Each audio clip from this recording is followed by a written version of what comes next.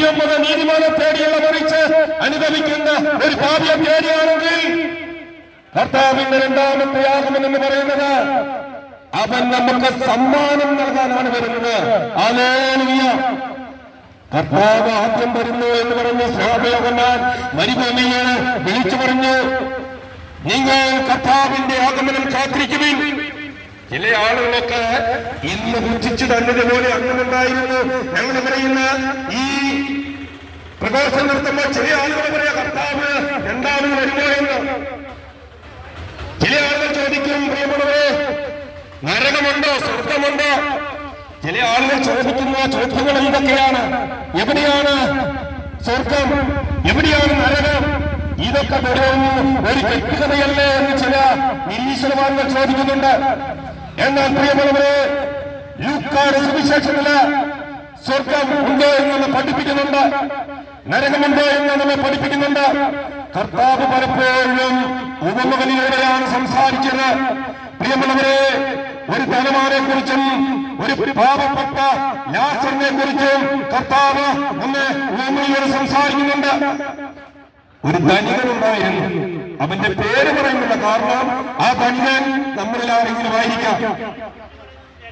ആ ധനികന് മൃഗല വസ്ത്രവും ചുമന്ന വട്ടും ധരിച്ച് എന്നും സുഖലേഖനയില് സുഭിക്ഷമായി ഭക്ഷണം കഴിച്ച് ജീവിക്കുകയാണ്. അപ്പോൾ പ്രിയമുള്ളവരെ, അവന്റെ പടിവാതിക്കല് ലാസർ എന്ന് പറഞ്ഞ ഒരു മകനുണ്ടായിരുന്നു. അവന്റെ ശരീരത്തിന്റെ പ്രത്യേകത എന്ന് പറഞ്ഞാല് അവന്റെ ശരീരം വ്രണങ്ങൾ കൊണ്ട് നാടുന്ന ശരീരമായിരുന്നു. അവന്റെ ശരീരം കൊണ്ട് ഒരു നായി വന്നാണ് നക്കിത്തുടച്ചത്. ഇന്നൊക്കെയാണെങ്കിൽ നമുക്കറിയാം, നമ്മുടെയൊക്കെ ഭവനങ്ങളില് ഫോർമേഷനെ നമ്മൾ നിർത്തും.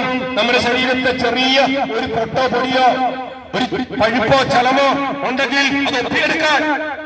എന്നാൽ പ്രിയമുള്ളവരെ, ലാസറിന്റെ ശരീരം ആ നായി വന്ന് നക്കിക്കൊണ്ടിരിക്കുകയാണ്. എന്നിട്ടോ ആ ധനവാന്റെ മേശയിൽ നിന്ന് വീഴുന്ന അപ്പക്കഷ്ണം പിറക്കി ലാസറ് ജീവിച്ചു പോരുകയാണ്. പ്രിയമുള്ളവരെ, ഊമയിലൂടെ ഇങ്ങനെയാണ് പറയുന്നത്, ആ ധനവാൻ മരണപ്പെട്ടു. ആ ധനവാൻ നിത്യ അഗ്നിയിലേക്ക് ദൈവം അവനെ എറിയപ്പെട്ടു. എന്നാൽ ആ ലാസർ മരണം പറഞ്ഞു. അവനെ മാലാഖമാർ സംഭവിച്ചു കൊണ്ടുപോയി അബ്രഹാമിന്റെ മടിയിൽ കിടത്തിയെന്ന. ഹല്ലേലൂയ.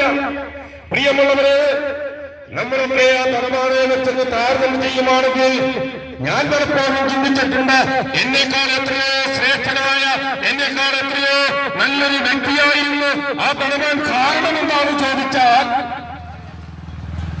ഒരു ദുർഗന്ധം വമിക്കുന്ന ഒരു ശരീരമുള്ള മനുഷ്യന് അവന്റെ ഡൈനിങ് ടേബിളിൽ നിന്ന് വീഴുന്ന അപ്പക്കഷ്ണം പറക്കാൻ അവൻ അവസരം കൊടുത്തു. നമ്മൾ ആരെങ്കിലും കൊടുക്കുമോ? ഒന്ന് മനസ്സാക്ഷിയെ നീ കൈവച്ചുകൊണ്ട് പറ, നമ്മൾ കൊടുക്കുമോ? നമ്മൾ കൊടുക്കുമോ? കൊടുക്കില്ല. ഒരുപക്ഷേ ഇങ്ങനെ ഒരു പിച്ചക്കാരൻ നമ്മുടെ ഭവനത്തിലേക്ക് കയറി വരികയാണെങ്കിൽ നമ്മൾ എന്ത് ചെയ്യും? നമ്മൾ അങ്ങോട്ട് ചെല്ലും. കാരണം അദ്ദേഹത്തോടുള്ള സഹതാപത്തോ സ്നേഹത്തോ കൊണ്ടല്ല, മറിച്ച് ആ ദുർഗന്ധം നമ്മുടെ വീട്ടിലേക്ക് കടന്നു വരാതിരിക്കാൻ നമ്മൾ അങ്ങോട്ട് ചെന്ന് ഒരു 10 രൂപ വേണമെങ്കിൽ എന്ത് കൊടുക്കും, ഇല്ലേ? എന്നാൽ പ്രിയമുള്ളവരെ, ആ ധനവാന്റെ ഡൈനിങ് ടേബിളിന് വീഴുന്ന അപ്പക്കഷ്ണം അവൻ ഭക്ഷിച്ച് അവൻ മരിച്ചു. എന്നിട്ടോ അവനെ ദൈവദൂതന്മാർ അബ്രഹാത്തിന്റെ മടിയിൽ കിടത്തിയപ്പോൾ ഇതാ ധനവാൻ അഗ്നികുണ്ഡത്തിൽ കിടന്ന് സ്വർഗത്തിലേക്ക് കണ്ണുകളെത്തി നോക്കിയപ്പോൾ അബ്രഹാമിന്റെ മടിയിൽ ലാസർ സുഭിക്ഷമായിട്ട് നിദ്രയടയുക ചെയ്യുന്നത്.